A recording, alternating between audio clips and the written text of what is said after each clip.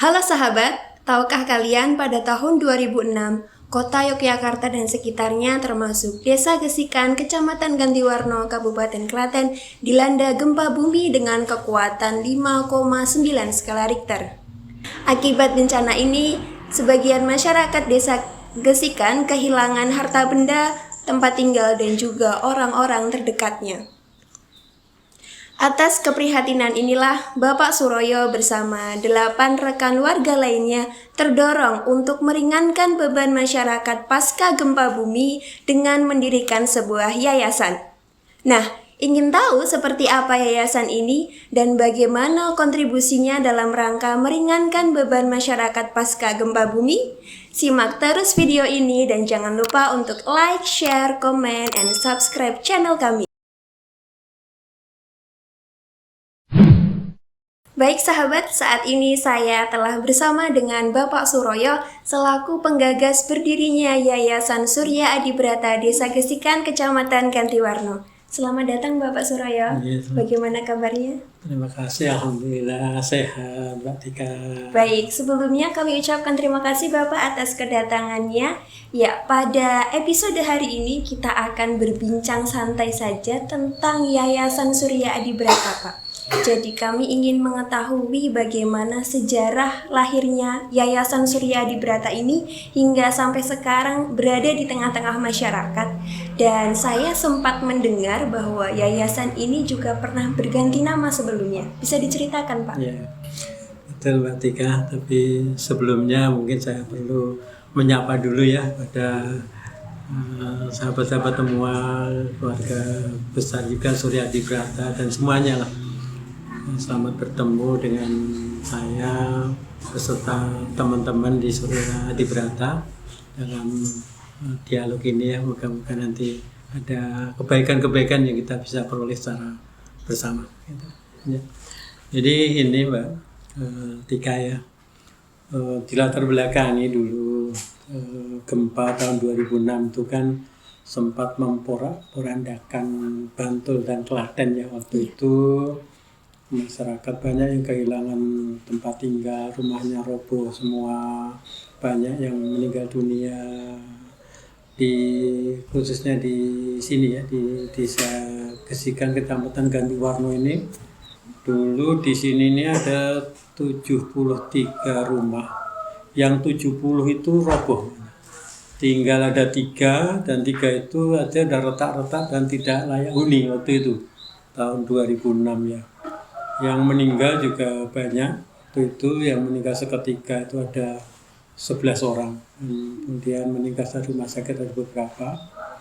Hingga kondisi masyarakat betul-betul waktu itu sangat sulit ya. Alhamdulillah kita bersyukur tingkat kegotong royongan masyarakat itu sangat tinggi ya. Bantu-membantu sesama masyarakat. Juga masyarakat di luar Klaten itu banyak sekali membantu di Gesian ini khususnya, sehingga masyarakat merasa mendapatkan pertolongan yang luar biasa gitu. Tetapi bantuan-bantuan itu kan tidak tersistem, artinya ya orang bantu gitu saja sehingga jadi efektivitasnya itu terasa kurang.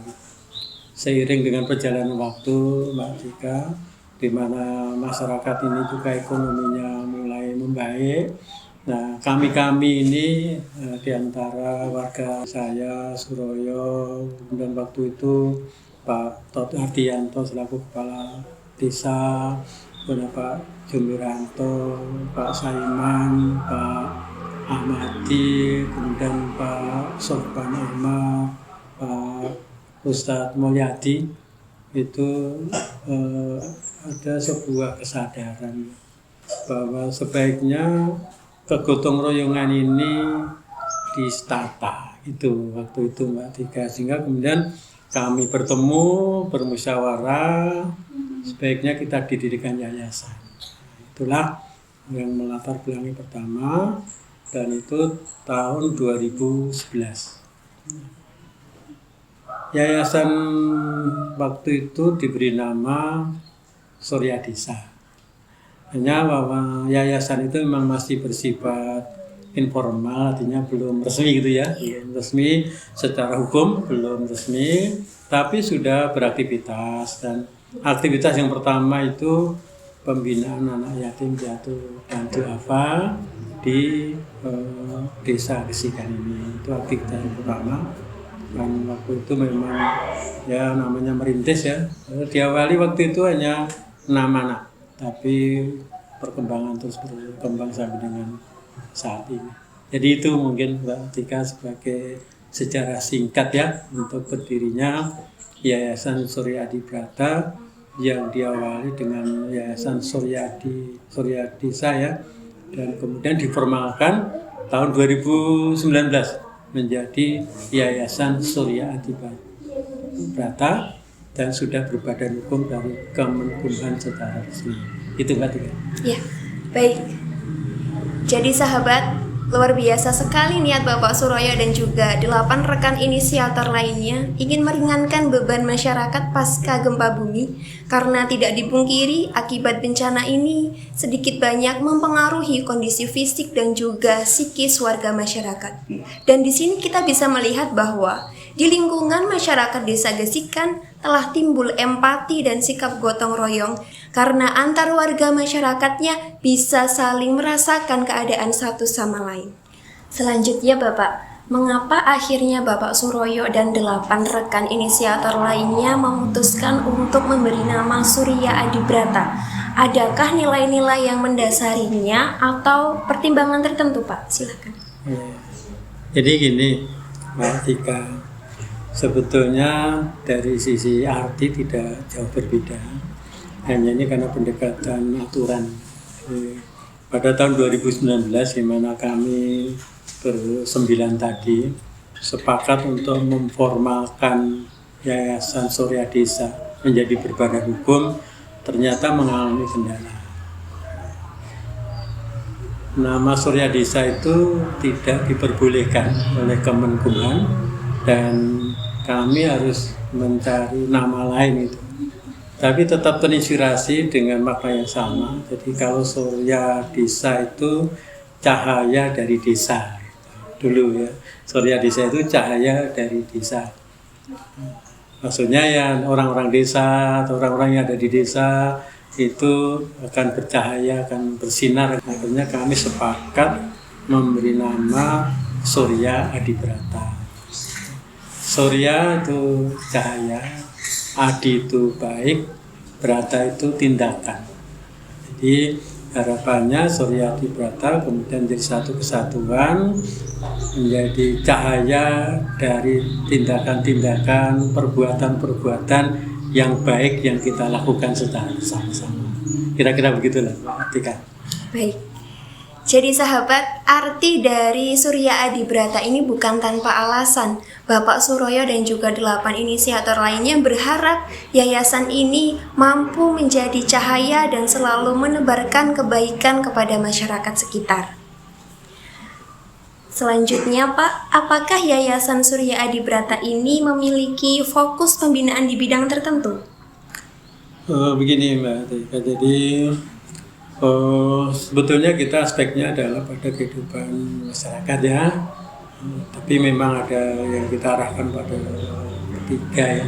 Pertama aspeknya adalah aspek keagamaan, kemudian aspek sosial kemasyarakatan, yang ketiga aspek kemanusiaan.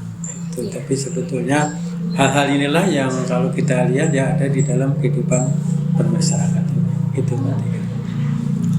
Baik sahabat, 3 aspek utama bidang pembinaan Yayasan Surya Adi Brata adalah bidang keagamaan, bidang sosial, kemasyarakatan, dan juga kemanusiaan. Melihat usia yayasan yang sudah lebih dari 10 tahun Bapak, apakah sudah ada kegiatan yang memang sudah berjalan dan kontinu di yayasan ini yang mencerminkan dari 3 aspek bidang pembinaan tadi?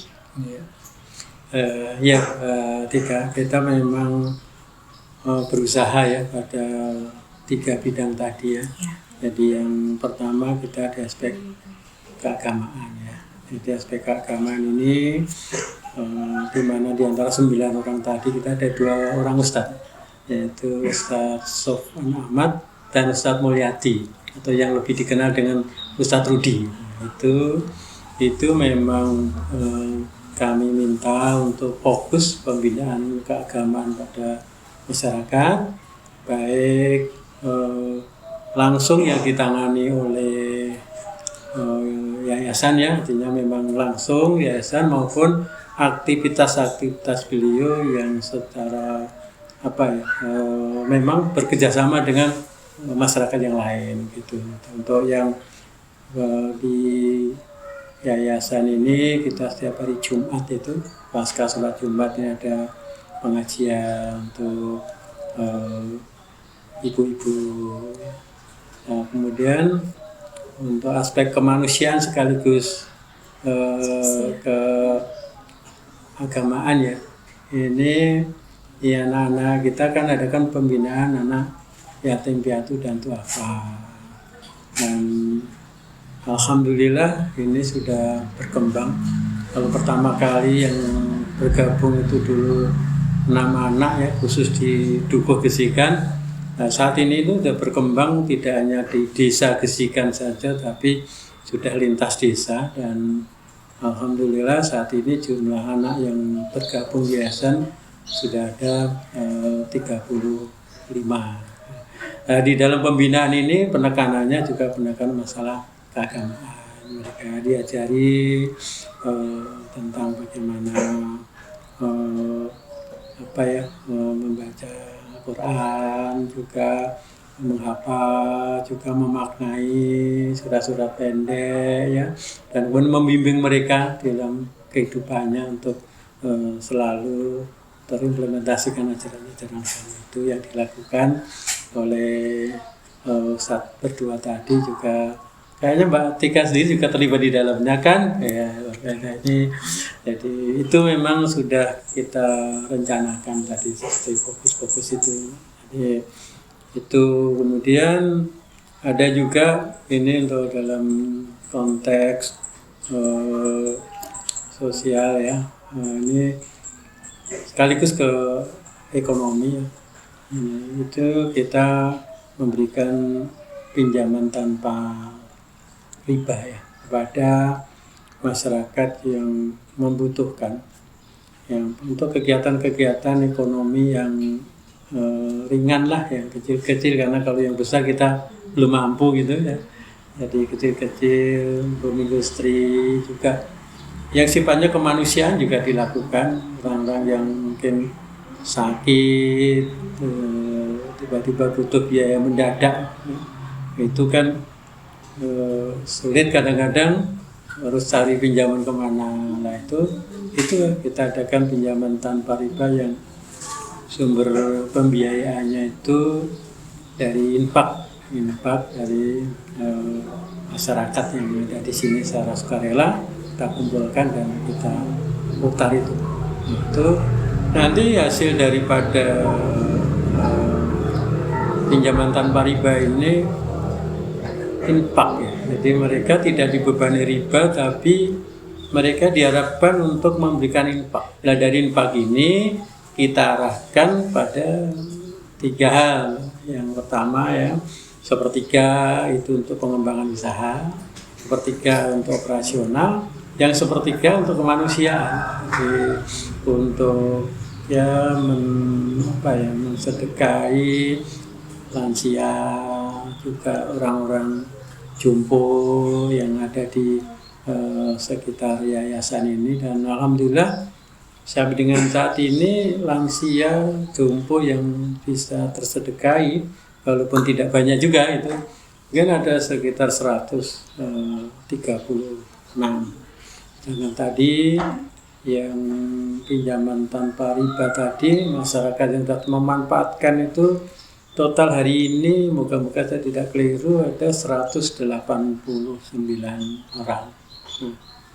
Selain itu yang lain lagi juga, Mbak Tika, ya, itu kita dirikan itu pencak silat, ya, padepokan pencak silat di Yayasan Zoryadi Bata dari Merpati Putih. Ini awalnya ini juga untuk membina anak-anak yatim piatu duafa. Tapi ternyata setelah kita sosialisasikan dan seiring dengan perjalanan waktu itu terus berkembang Mbak Tika. Kita hari ini ya, mungkin Mbak Tika kalau lihat-lihat juga sering lihat lewat atau apa itu kan sudah banyak sekali. Jadi kalau pertama kali itu yang tertarik ikut itu hanya sekitar 16 anak itu pertama kali itu. Nah sekarang ini yang ikut sudah 50 anak.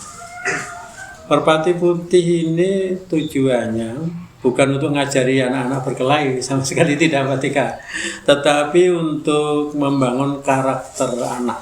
Nah, karena anak-anak ini menjadi anak-anak yang berintegritas, anak-anak yang bertanggung jawab, anak-anak yang berani mengambil risiko, anak-anak yang tahan terhadap tekanan, sehingga kedepannya ini anak-anak bisa mandiri dan memberi manfaat untuk kehidupan di masyarakat ini. Itu Mbak Tika. Ini terakhir juga belum lama kita membentuk Laskar Wongso Ijoyo yang dibentuk oleh Yayasan Surya Adi Brata ini. Laskar Wongso Ijoyo, di nama Wongso Ijoyo itu kita mengambil nama bahwa di Gesian ini ada pahlawan yang mungkin terlupakan dalam sejarah, tidak tercatat itu, tapi masyarakat Gesian secara tutur tinular itu mengakui bahwa Eyang Wongso Ijoyo itu dulu seorang Demang, menjadi prajuritnya Pangeran Diponegoro untuk melawan penjajah Belanda, dan akhirnya beliau gugur di dalam perjuangannya. Dan itu oleh masyarakat Gesian ini sangat dihormati, bahkan tidak ada Gesian, mungkin suatu kecamatan ini sangat menghormati Yang Wongso Ijoyo itu khususnya orang-orang tua ya, mungkin orang-orang tua saya atau mbah saya itu sangat menghormati beliau, mengakui perjuangan itu. Makanya kemudian terinspirasi dari nama beliau, keberanian beliau berjuang sebagai pahlawan itu, kami ambil nama untuk memberi nama Laskar yang dibentuk oleh Yayasan Surya Adi Brata ini, yang tujuannya adalah untuk menjadi penggerak. Jadi menjadi penggerak Yayasan Surya Adi Brata dalam melaksanakan berbagai aktivitas tadi pada fokus 3 keagamaan, sosial, kemasyarakatan, dan kemanusiaan itu Mbak Tika. Ini harapannya nanti penggeraknya ini adalah Laskar ini, sehingga kita bisa mengundang partisipasi masyarakat, tidak hanya masyarakat di Gesian ini, karena memang yayasan ini tujuannya tidak hanya untuk masyarakat Gesian saja sekarang ini, tapi kita ada meluas ke seluruh kehidupan yang bisa kita jangkau. Nah, terakhir dengan terbentuknya Laskar Wongso Ijoyo itu sangat berharap peran itu bisa diambil alih, digerakkan oleh Laskar Wongso Ijoyo yang anggotanya memang kita rekrut orang-orang yang masih punya energi lebih, terutama anak-anak muda, kemudian bapak-bapak muda, dan mungkin ada juga orang yang relatif umur tapi memang masih mempunyai diri yang cukup sebagai penggerak. Nah, itu Mbak Tika. Dan yang awal dari ide dari Laskar Wongso Ijoyo ini ya, saat ini kita menggalang dana melalui pembuatan konten YouTube ini. Nah, ini mohon doa pada sahabat semua hingga konten kita ini selain memang bisa untuk menggali dana untuk mendukung gerakan Yayasan Surya Adi Brata, tetapi bisa memberikan manfaat ya, jadi memberikan manfaat kepada seluruh masyarakat dalam kehidupan itu. Ya, baik Pak. Jadi sahabat, di usia yang lebih dari 10 tahun, Yayasan Surya Adi Brata telah memiliki beragam jenis kegiatan. Dan kegiatan ini telah mencakup berbagai lini usia. Mulai dari anak-anak terdapat pembinaan anak-anak yatim piatu dan duafa, dan juga pencaksilat Merpati Putih. Di kalangan orang-orang tua terdapat pembinaan bagi lansia dan juga duafa, dan juga terdapat program peminjaman dana tanpa riba. Dan yang terakhir untuk kalangan pemuda juga tidak ketinggalan, terdapat juga Laskar Wongso Ijoyo yang terinspirasi dari pahlawan lokal Desa Gesikan dan tujuannya adalah sebagai penggerak dari Yayasan Surya Adibrata ini dan tentunya anggotanya adalah dari para pemuda Desa Gesikan. Baik Pak, jadi sejauh ini paling tidak Yayasan Surya Adibrata sudah berkontribusi positif dan memberikan manfaat kepada warga sekitar. Ya, alhamdulillah Mbak Tika. Ya, moga-moga memang demikian, artinya masyarakat merasakan manfaat dari kehadiran Yayasan Surya Adibrata. Terlepas dari kekurangannya ya Mbak Tika. Kami masih banyak sekali lah kekurangan dari yayasan ini dalam menjalankan fungsinya untuk mencapai tujuan yang tadi telah disampaikan. Tapi itulah yang bisa kita kerjakan sampai hari ini. Tapi ke depan kita akan terus berusaha untuk menjadi lebih baik lagi. Dan untuk itu justru yang kami harapkan Mbak Tika adalah dukungan dari masyarakat secara luas. Seperti tadi kami sampaikan melalui Laskar Wongso Ijoyo ini, kami betul-betul berharap mendapatkan energi yang lebih untuk menggerakkan yayasan ini. Selain juga secara langsung mungkin masyarakat bisa berpartisipasi dan itu sudah terjadi ketika termasuk tadi yang kami sampaikan untuk pinjaman tanpa riba. Ada salah satu warga kita itu yang dengan sukarela itu tiba-tiba datang membawa uang 10 juta diberikan gitu. Dengan ikhlas langsung diberikan. Ini gimana ini? Apakah ini pinjaman? Tidak Pak. Kami ini ikhlas betul. Kami kontribusikan untuk yayasan ini untuk dipinjamkan ke masyarakat. Itu dilakukan. Yang lain-lain juga secara spontanitas juga sudah melakukan hal itu. Tapi dengan keberadaan Laskar ini mungkin hal demikian bisa lebih digerakkan lagi. Dan terutama nanti yang ke depan ini untuk kegiatan-kegiatan produktif di kalangan generasi muda dan pembentukan karakter generasi muda itu mungkin bisa diambil peran nanti oleh Laskar itu Mbak Tika.